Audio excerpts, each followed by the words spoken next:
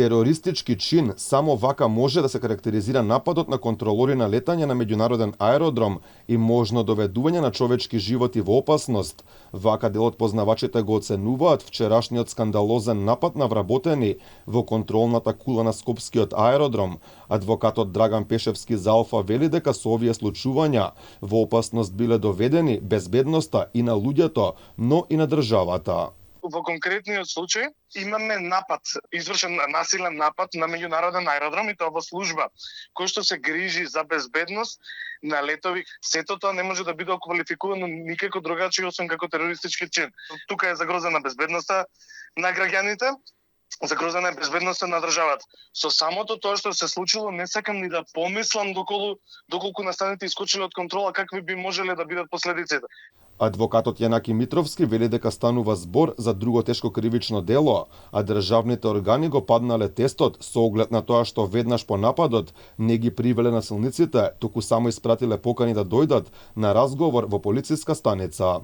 Се работи за квалификуван облик на кривично дело насилство, односно насилство извршено спрема повеќе лица, а фактот да се работи за кривично дело насилство спрема лица кои што го контролираат македонското небо, веројатно би се сметало како една сериозна отежнителна околност при евентуално изрекување на казна.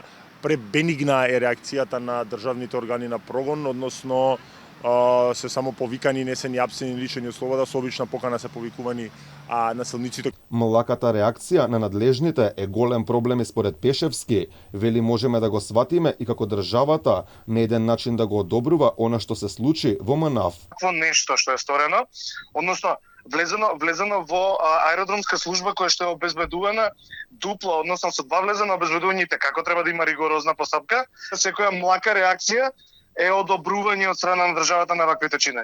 Покрај пожестока реакција од надлежните, според Митровски може би требало веднаш да биде определена и мерка за обезбедување присуство за насилниците, со оглед на тоа што за еден од нив во јавноста се појавија информации дека претходно учествувал во насилство токму во македонската авијација кога бил дел од управниот одбор.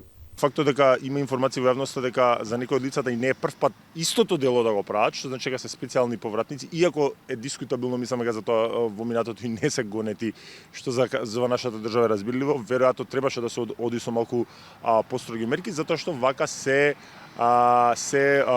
остава можност да го повторат, особено да го повторат делото, бидејќи се гледа една слобода кај нив да буквално прават што сакаат, а да никој не им застанува на патот. Инаку меѓу вклучените во скандалозниот инцидент е и поранешниот министер за економија Беким Незири, кој е вработен во МНАФ и според она што е познато, со својата картичка го отворил паркингот за насилниците непречено да влезат во контролната кула на Скопскиот аеродром.